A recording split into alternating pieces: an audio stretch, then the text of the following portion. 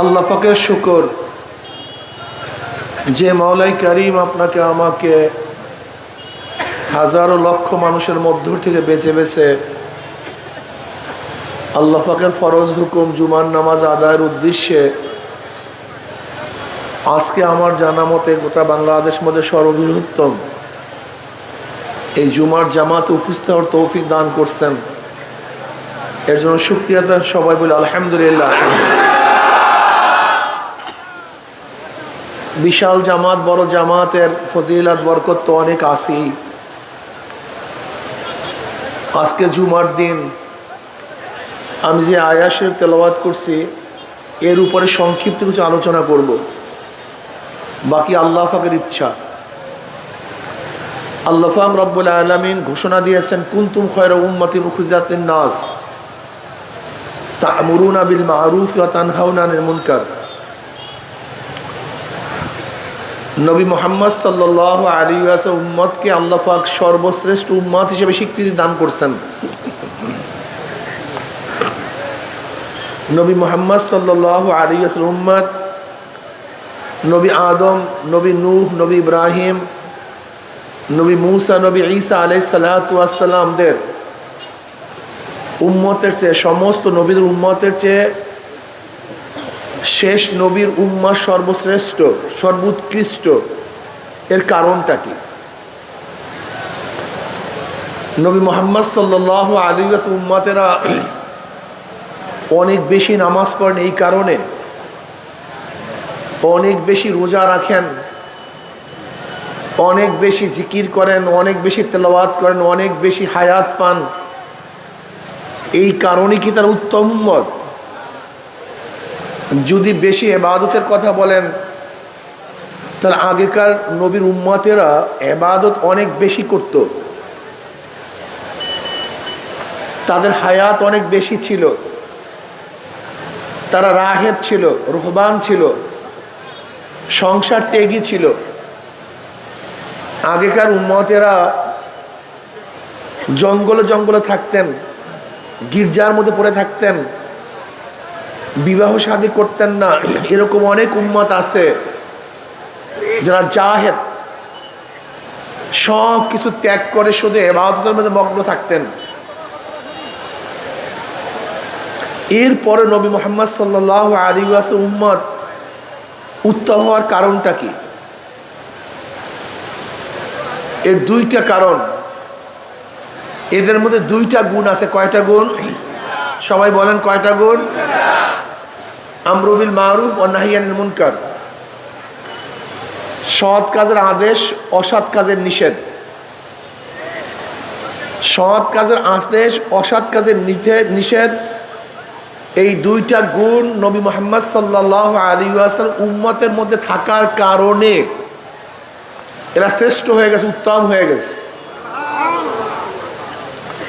দেখেন, আসলে ঈমান তো মুকদ্দম, আমল মুআক্খার। আগে ঈমান, তারপরে আমল।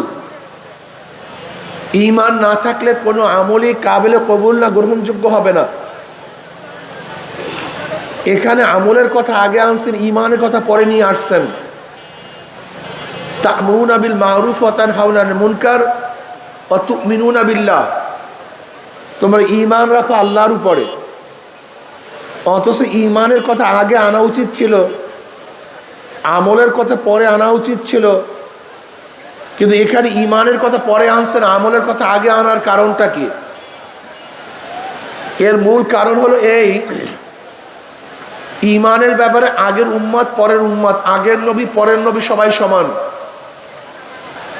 ঈমানের ব্যাপারে কোনো নবীর মধ্যে কোনো পার্থক্য নাই, কোনো উম্মতের মধ্যে কোনো পার্থক্য নাই। আল্লাহ এক। নবী আদম আলাইহিস সালাতু ওয়াস সালাম আল্লাহকে একই মানতেন। জান্নাত জাহান্নাম আগেকার সমস্ত নবীরা মানতেন। ফেরেশতা আগেকার নবীরা মানতেন। আল্লাহ একজন, আগেকার নবীরা কয়জন বলতেন? একজনই বলতেন। আগেকার উম্মতেরাও এই বিশ্বাস রাখতেন যে কিয়ামত হবে, পুলসিরাত হবে। নবী মুহাম্মদ সাল্লাল্লাহু আলাইহি ওয়াসাল্লাম একই ঈমান রাখেন, তার উম্মতেরা একই ঈমান রাখেন। ঈমানের মধ্যে আগেকার পরের কোনো পার্থক্য নেই। সমস্ত নবীর উম্মত এবং সমস্ত নবীদের ঈমান এক, অভিন্ন। কিন্তু সমস্ত নবীদের উম্মতের আমল এক না। আমলের মধ্যে কি আছে? পার্থক্য আছে। শরীয়তের মধ্যে কি আছে? পার্থক্য আছে।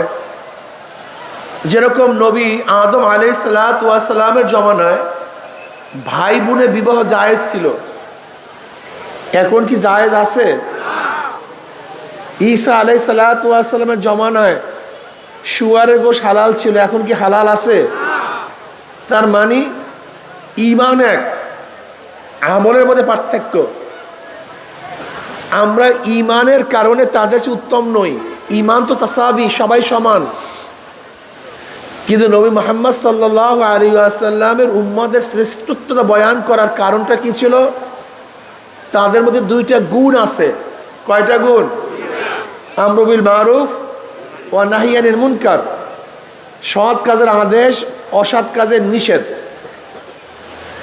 যদি এই দুইটা গুণ কার মধ্যে না থাকে, এই দুইটা গুণ কার মধ্যে না থাকে, সে যত বড় পীর হোক, মুহাদ্দিস হোক, মুফতি হোক, শায়খুল হাদিস হোক, যাই হোক না কেন, কোরআনের ভাষায় তাকে উত্তম উম্মত বলা হবে না।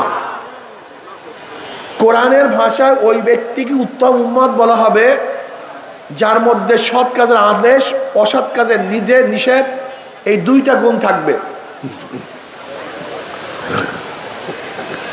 এখন আপনি বলতে পারেন, হুজুর সৎ কাজের আদেশ করতে করতেই তো অসৎ কাজ দূর হয়ে যায়। সৎ কাজ করতে করতে, ভালো আদেশ দিতে দিতে এমনি ব্যক্তির থেকে খারাপ কাজ দূর হয়ে যায়। কাজে সৎ কাজের আদেশ দিলেই তো যথেষ্ট, অসৎ কাজ থেকে বিরত রাখতে হবে কেন? একটা প্রশ্ন আসি কি নেই? এরকম অনেকেই বলে থাকি। আমি তাদেরকে প্রশ্ন করতে চাই, আমরু বিল মারুফ ওয়া নাহি আনিল মুনকার মাতুফ আলাই, আর মাতুফ আলাই মুগায়্যার হয়, এক আরাকের বিপরীত হয়। যদি আমরু বিল মারুফের মধ্যে সৎ কাজের আদেশের মধ্যেই অসৎ কাজের নিষেধ থেকেই থাকে, তাহলে আমরা যেই বয়ান, যেই তফসির বুঝলাম, আল্লাহ পাক তো সেটা বুঝলেন না। নাউযুবিল্লাহ। তাহলে কেন? যদি আমরু বিল মারুফের মধ্যেই নাহি আনিল মুনকার থাকে, তো নাহি আনিল মুনকার আবারও উল্লেখ করা, এটা অতিরিক্ত হয়ে যায়, লগ্ব হয়ে যায়, যেটা প্রয়োজন ছিল না। এই কথাটা বুঝাতে পারি নাই? আমরু বিল মারুফের মধ্যেই তো নাহি আনিল মুনকার আছে, ও নাহি আনিল মুনকার আবার কেন বললাম? এটা লগ্ব কালাম, অতিরিক্ত কালাম। আর যে কালামের মধ্যে, কোরআনের মধ্যে অতিরিক্ত থাকে, সে তো আল্লাহর কালাম হতে পারে না। কথাটা বুঝাতে পারিনি?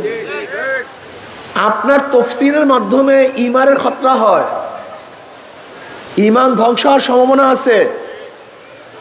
আপনি অবশ্যই মনে রাখবেন, আমরু বিল মারুফ এক জিনিস, নাহি আনিল মুনকার ভিন্ন জিনিস। এর উদাহরণ দেন এইভাবে, একটা মানুষ সুস্থ থাকার জন্য দুইটা জিনিসের প্রয়োজন। কয়টা জিনিসের প্রয়োজন ভাই? দুইটা জিনিসের প্রয়োজন একটা মানুষ সুস্থ থাকার জন্য। যেরকম এক ব্যক্তির ডায়াবেটিস হয়েছে। কি হয়েছে? ডাক্তার তাকে কি বলে? ইনসুলিন নেন, ডায়নিল ট্যাবলেট খান। আবার কি বলে? চিনি খেয়েন না, এইটা খাবেন না, এইটা খাবেন না। এর কারণটা কি? এর কারণ হলো দুইটা। ব্যক্তির মধ্যে যে জান ঢুকছে, সেই জানকে ধ্বংস করার জন্য, শোধন করার জন্য ইনসুলিন, ডায়োনিল ট্যাবলেট। কিন্তু নতুনভাবে যেন জান না ঢুকে, এর জন্য চিনি খাইয়েন না, এইটা খেয়েন না। কি কথা ঠিক না? তা একটা মানুষ সুস্থ থাকার জন্য দুইটা জিনিসের প্রয়োজন, প্রতিশোধক, প্রতিরোধক। বলেন কি? এক ব্যক্তি শুধু ইনসুলিন নেয় কিন্তু চিনিও জন্মের মতো খায়, সে সুস্থ থাকবে? এক ব্যক্তি শুধু চিনি খায় না, কিন্তু ইনসুলিন তার মধ্যে যে জান ঢুকছে তার জন্য ইনজেকশন বা ঔষধ ব্যবহার করে না, সেও কি সুস্থ থাকবে? তো একটা মানুষ সুস্থ থাকার জন্য দুইটা জিনিসের প্রয়োজন, প্রতিশোধক, প্রতিরোধক। শুধু প্রতিরোধকেও হবে না, শুধু প্রতিশোধকেও হবে না।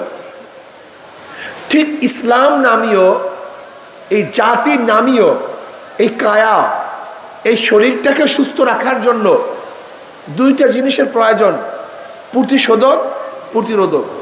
বলেন কি? আমরু বিল মারুফ প্রতিশোধক, নাহি আনিল মুনকার প্রতিরোধক। নামাজ পড়ো, রোজা রাখো, জিকির করো, তেলাওয়াত করো, ইবাদত করো, আত্মশুদ্ধি করো, প্রতিশোধক। তোমার এলাকায় যেন গাঁজা না থাকে, মদ না থাকে, অন্যায় না থাকে, অবিচার না থাকে, এটা প্রতিরোধক। যদি তুমি শুধু প্রতিশোধক ব্যবহার করো আর এলাকার মধ্যে হাজারো গর্হিত কাজ চলতে থাকে, একদিন না একদিন দেখবা তুমিও খারাপ কাজের মধ্যে মগ্ন হয়ে গেছো, তুমিও খারাপ কাজের মধ্যে লিপ্ত হয়ে গেছো। তুমি হও নাই, তোমার ছেলে হবে, তোমার ছেলে হয় নাই, তোমার নাতি হবে, তোমার নাতি হয় নাই, তোমার পুতি হবে। তোমাকে মনে রাখতে হবে, ইসলাম দিন শুধু তোমার জমানার সাথে সম্পৃক্ত না, ইসলাম দিন তোমার নাতির সাথে সম্পৃক্ত না, ইসলাম দিন তোমার পুতির সাথে সম্পৃক্ত না।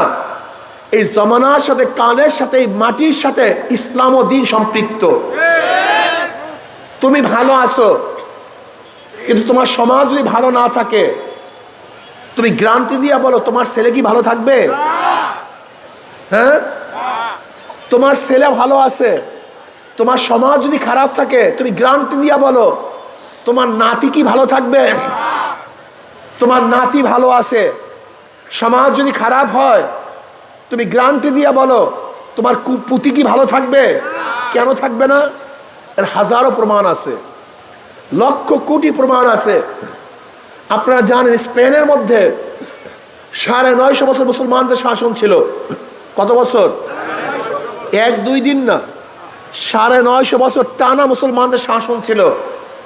কিন্তু সেখানে খ্রিস্টানরা দখল করার পরে একটা মসজিদও বাকি নেই, একটা মসজিদও ছিল না।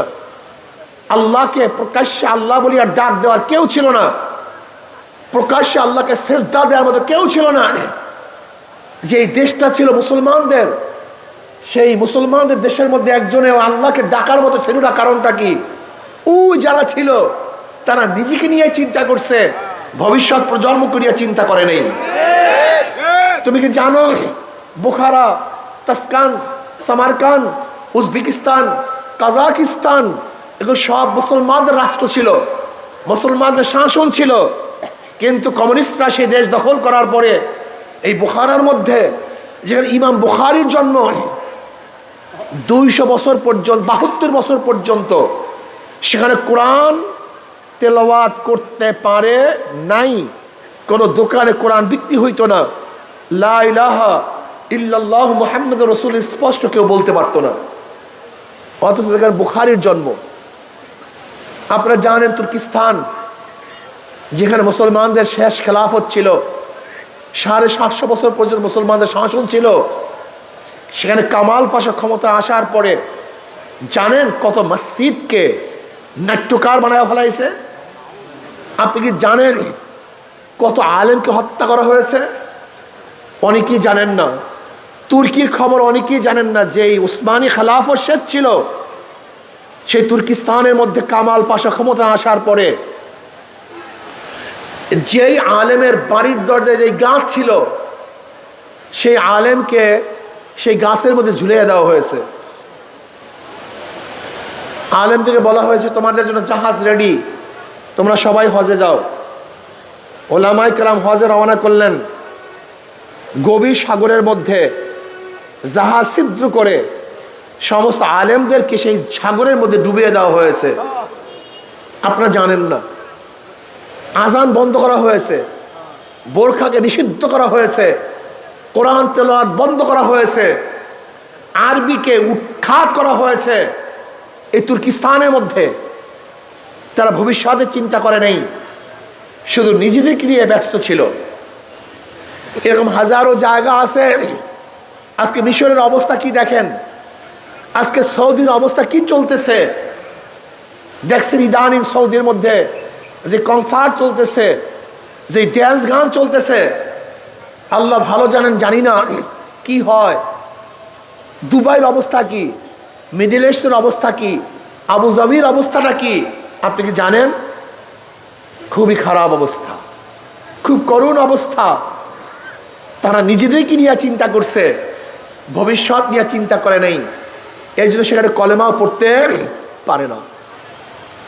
আজকেও আপনি আমি যদি শুধু নিজেকে নিয়ে ব্যস্ত থাকি আর সমাজ থেকে গর্হিত কাজকে উৎখাত করার চেষ্টা না করি, আপনি গাঁজা শিবি না, আপনার ছেলে একদিন গাঁজা পান করবে যদি গাঁজা চলতে থাকে। আপনি মদ পান করেন না, আপনার ছেলেও মদ পান করে না। যদি আপনার সমাজের মধ্যে মদ সয়লাভ হয়ে যায়, হয়তো আপনার নাতি মদ পান করবে। আল্লাহ না করে আপনার নাতি মদ পান করে না, যদি এরকম মদ সয়লাভ হয়ে যায়, আপনার বংশধরের মধ্যে কেউ না কেউ মদ পান করবে। এর ইসলাম শুধু আপনার জমানার সাথে সম্পৃক্ত না, ইসলাম শুধু আপনার ছেলের জমানার সাথে সম্পৃক্ত না, ইসলাম কিয়ামত পর্যন্ত সম্পৃক্ত। মুসলমান শুধু নিজেকে নিয়ে চিন্তা করে না, ভবিষ্যৎ নিয়েও চিন্তা করে। আজকে যদি সমাজের অবস্থা এরকম থাকে, আমার ভবিষ্যৎ প্রজন্ম কি অবস্থায় থাকবে। এর জন্য মনে রাখতে হবে, একজন মুসলমানের চিন্তা হলো, চেতনা হলো, কু আনফুসাকুম ওয়া আহলিকুম নারা, নিজেও জাহান্নামের আগুন থেকে বাঁচবো এবং সমাজকে আহালকেও জাহান্নামের আগুন থেকে বাঁচাবো। কি কথা ঠিক না? আমরু বিল মারুফ ওয়া নাহি আনিল মুনকার। প্রিয় ভাইয়েরা আমার, এটা করবেন কিভাবে? এটার পদ্ধতিটা কি? নবী আলাইহিস সালাতু ওয়াস সালাম ফরমান, মান রাআ মিনকুম মুনকারান ফালিয়ুগাইয়িরু বিয়াদিহি ফাইন লাম ইয়াস্তাতি বিলিসানিহি ফাইন লাম ইয়াস্তাতি বিকলবিহি ওয়া যালিকা আযআফুল ঈমান। মুসলিমের মধ্যে রওয়ায়াত আসছে, তোমরা যদি খারাপ কাজ দেখো, গর্হিত কাজ দেখো, তাহলে শক্তি থাকলে শক্তি দিয়ে পরিবর্তন করে দাও। যেরকম ছেলে যদি কোনো খারাপ কাজ করে, তাহলে ছেলেকে নসিহাত নয়, তাকে শক্তি প্রয়োগ করে খারাপ কাজ থেকে ফিরাতে হবে। যদি মেয়ে খারাপ কাজ করে, শক্তি প্রয়োগ করে ফিরাতে হবে। স্ত্রী খারাপ কাজ করলে শুধু নসিহাত নয়, শক্তি প্রয়োগ করতে হবে। ছাত্র যদি খারাপ কাজে লিপ্ত হয়, শক্তি প্রয়োগ করে খারাপ কাজ থেকে বিরত রাখতে হবে। যদি দেশের কেউ জনগণ খারাপ কাজ করে, তার প্রধানমন্ত্রী সে শুধু নসিহাত করবে না, শক্তি প্রয়োগ করে সেই খারাপ কাজ থেকে বিরত রাখতে হবে। কথা ঠিক না? যদি সেই শক্তি না থাকে, তাহলে মুখ দিয়ে এমন ভাবে বলো যেন পরিবর্তন হয়ে যায়। এখন পর্যন্ত মুখ দিয়ে হাজারো গর্হিত কাজ পরিবর্তন করা সম্ভব কি সম্ভব না? যেরকম থেমিস মূর্তি বসাবার চেষ্টা করছিল, যখন আমরা মুখ দিয়ে বলা শুরু করলাম, বসাতে পারে নাই। ঢাকায় মূর্তি স্থাপন করার চেষ্টা করছিল, মুখ দিয়ে বলার কারণে বসাতে পারে নাই। পারছে নাকি? পারে নাই। এরকম ফতুয়া বিরোধী আন্দোলন করেছিলাম, ফতুয়া বন্ধ করতে পারে নাই। এখন পর্যন্ত হাজারো কাজ আছে, যে এই কাজগুলি বন্ধ করার জন্য শুধু মুখের প্রয়োজন, হাতের প্রয়োজন হয় না। যদি সমাজের সবাই মুখ দিয়ে গর্হিত কাজের বিরুদ্ধে কথা বলতো, তাহলে দেশের মধ্যে একটা খারাপ কাজ চলতে পারতো না। শুধু একটা উদাহরণ দেই, জুমার মসজিদের এলাকার, জুমার মসজিদের যারা নামাজ পড়েন, ওই জুমার মসজিদের সমস্ত মুসল্লিরা যদি ওই এলাকার খারাপ কাজ বন্ধ করার জন্য মুখ খুলতো, তো এলাকার মধ্যে কি খারাপ কাজ থাকতে পারত? আমি চ্যালেঞ্জ দিয়া বলি, নাস্তিকদের প্রয়োজন নেই, হিন্দুদের প্রয়োজন নেই, খ্রিস্টানদের প্রয়োজন নেই।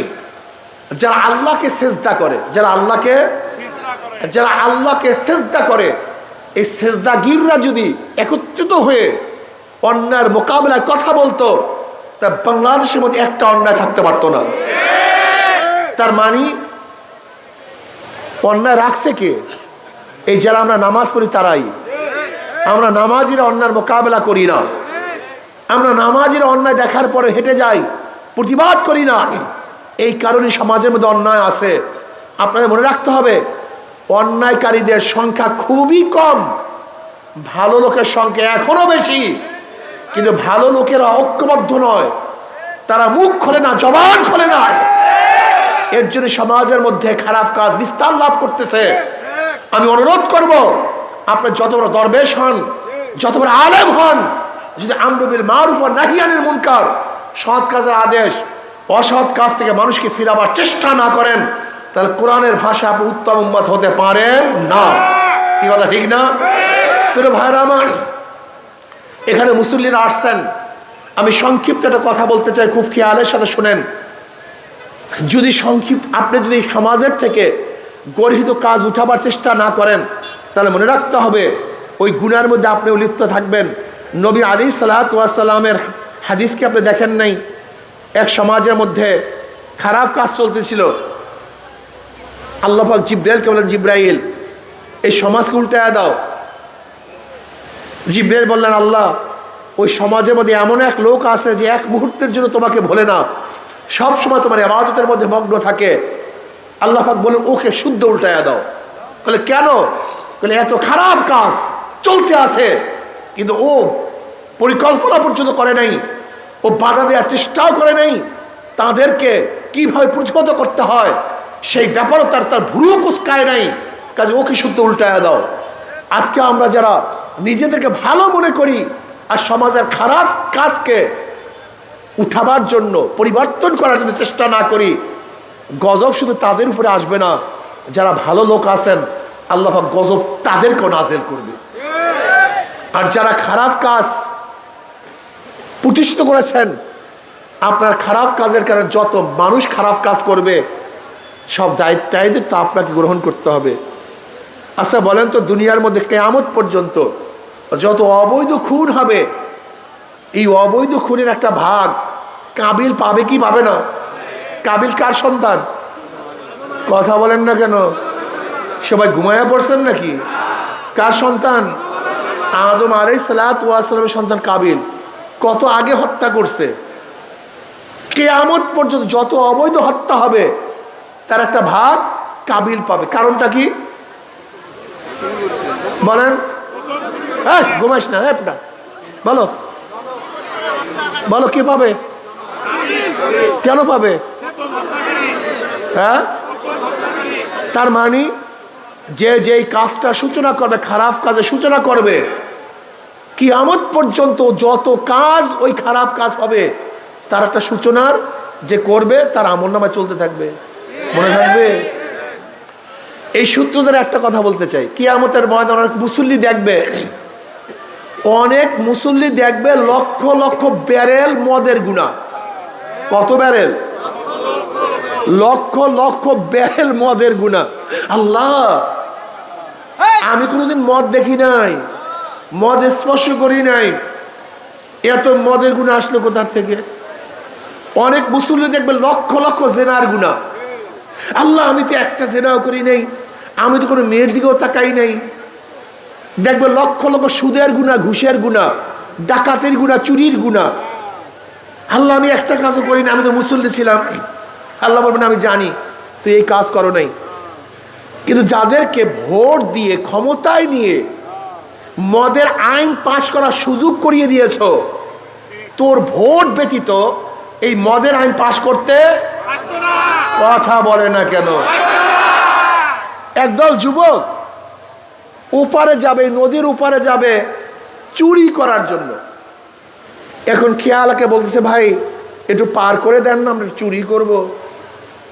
এখন খেয়াল, আমি মুসল্লি মানুষ, চরমনাইয়ের মুরিদ, তবলিগ করি, অমুক শায়েখের মুরিদ হয়েছি, আমি চুরি টুরির কোনো জিনিস গ্রহণ করব না। কিন্তু যেহেতু তোরা যুবক মানুষ, আমার আত্মীয় স্বজন, আমার পাড়ি প্রতিবেশী, একটু তুই চুরি করতে চাস আর আমার খেয়া ব্যতীত পারবি না, আয় আমি চুরির ভাগের মধ্যে নাই। আর যেহেতু তোরা চুরি করবি, আমি চুরির ভাগের মধ্যে নাই, তোদের মাল গ্রহণ করব না, আয় আমরা ধাক্কা দিয়ে দেই। খেয়ালা ওই চোরদেরকে খেয়ায় উঠে একটা ধাক্কা দিয়ে পার করছে। খেয়ালার কোনো দোষ আছে ভাই? কই তো, সে তো চুরির ভাগের মধ্যে নাই। কথা বলে না, সবাই চুপচাপ বসে আছে। এই যুবক বাবা, তুমি বলো, চোরের করে খেয়ালার কোনো দোষ আছে? কারণটা কি? ওর এই ধাক্কা ব্যতীত কথা বলে না কেন? ওর চুরি করতে আপনি যে ধাক্কা দিয়ে ক্ষমতায় বসায় দিচ্ছেন, আপনার সিলের ধাক্কা ব্যতীত ক্ষমতায় যেতে, আপনার সিলের ধাক্কা ব্যতীত আইন পাশ করতে, আপনার সিলের ধাক্কা ব্যতীত মদের আইন পাশ হইতো। সংসদে মদের আইন পাশ কিভাবে করে? মদের আইনের পক্ষে কে আছেন, মদের পক্ষে কে আছেন, হাত তোলেন, হাত তোলেন, হাত তুলছে। মদের আইন পাশ, মদের আইন পাশ, মদের আইন পাশ। এই যারা হাত তুলছে, সমর্থন করছে, এই সমর্থকদেরকে সংসদের নিচে কে আসবে সমর্থনে? কথা বলে না কেন? এখন আপনার ভোট ব্যতীত সেই ব্যক্তি মদের পক্ষে হাত তুলতে পারতো না। আপনি ভোট দিয়ে মদের আইন পাশ করার জন্য হাত তুলাইছেন। এখন এই গুণাটা কে নেবে আমাকে বলেন তো?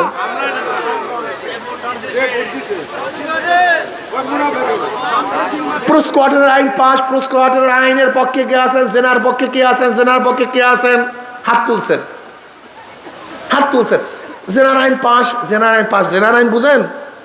বাংলাদেশের ল হলো এই, একটা যুবক যুবতী সম্মতি হয়ে যত খারাপ কাজ করবে, এটা কোনো বাংলাদেশের আইনে কোনো অবৈধ না। একজন যুবক যুবতী যত অপকর্ম করবে নিজেদের সম্মতি অনুযায়ী, যদি তাদের বিরুদ্ধে হাইকোর্টে সুপ্রিম কোর্টেও কেস দায়ের করেন, সুপ্রিম কোর্টের বাবারও কোনো ক্ষমতা নাই তার বিরুদ্ধে কোনো রায় দেয়া। কারণ বাংলাদেশে জেনা সম্পূর্ণ বৈধ। এই যাদের ভোটের কারণে একটা সিল মারছেন, হুজুর একটা সিল মারছে, হুজুর, হুজুর আমার ভাই দাঁড়াইছে, হুজুর আমার আত্মীয়, হুজুর আমার পাড়া প্রতিবেশী দাঁড়াইছে, হুজুর এর জন্য আমি একটা সিল মারছি। এই তোমার সিল ব্যতীত জেনার পক্ষে হাত তুলতে পারতো না। কাজে এই কিয়ামত পর্যন্ত তোমার ভোটের কারণে যত জেনা হবে, এই সমস্ত জেনার গুলা তোর আমলনামায় চলতে থাকবে। ভাবছেনটা কি? একটা সিল, ইবরাত কা যা হয় তামাশা নেই। আপনার ভোটের মাধ্যমে যত মদের প্রচারণ হবে, যত মানুষ মদের বোতলে চুমুক মারবে, আপনার ভোট ব্যতীত মদের আইন পাশ করা যেত না।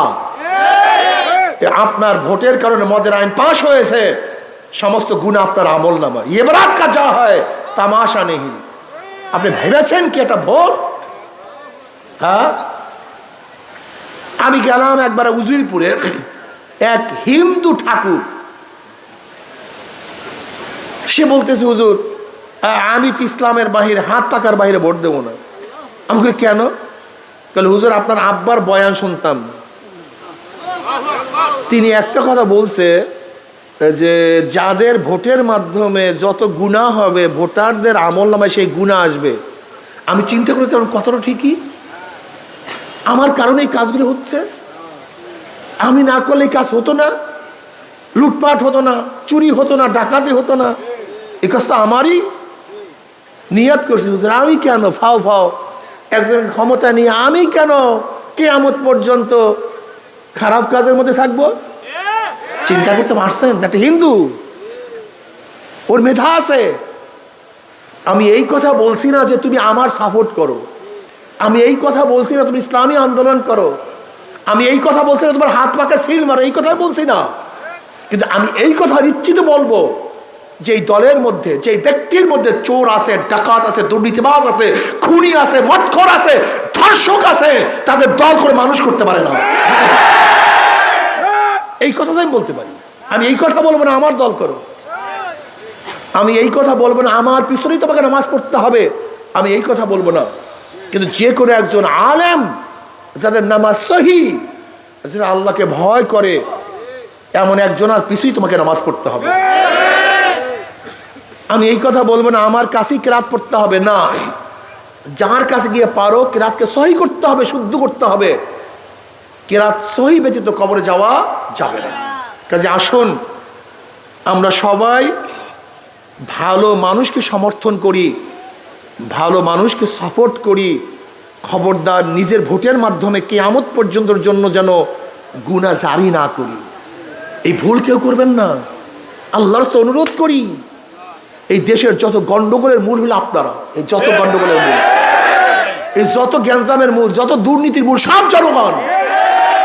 আপনারা দুর্নীতিবাজদেরকে ক্ষমতায় নেওয়ার কারণে আজকে দেশের মধ্যে বারবার দুর্নীতিতে দেশটা বারবার চ্যাম্পিয়নশিপ লাভ করছে। এ সব দোষের মূল আপনারা, অন্য কেউ না। আজকে থেকে নিয়াত করেন, যেই দলের মধ্যে চোর আছে, দুর্নীতিবাজ আছে, দখলদার আছে, চাঁদাবাজ আছে, ওদেরকে আমরা সাপোর্ট করব না, ওদেরকে ভোট দেব না ইনশাআল্লাহ। সবাই রাজি আছেন ইনশাআল্লাহ? কে রাজি আছে? দুই হাত নারা তাকবীর, নারা তাকবীর। আল্লাহ আমাদের সবাইকে কবুল করে নেন। মাশাআল্লাহ, মাশাআল্লাহ, মাশাআল্লাহ। হাত নামাই। এর জন্য আমি একটা কথা বলবো ভাই, একটা কথা বলবো যে খবরদার খারাপ কাজে অংশগ্রহণ করবেন না, খারাপ কাজে যাবেন না। কিয়ামত পর্যন্ত কিন্তু আপনার আমলনামায় এই গুনাহ লিখতে থাকবে। আল্লাহ আমাকে আমাদের সবাইকে কবুল করে নেন। এখন ক্বাবলাল জুমা 4 রাকাত সুন্নাত নামাজ পড়ি।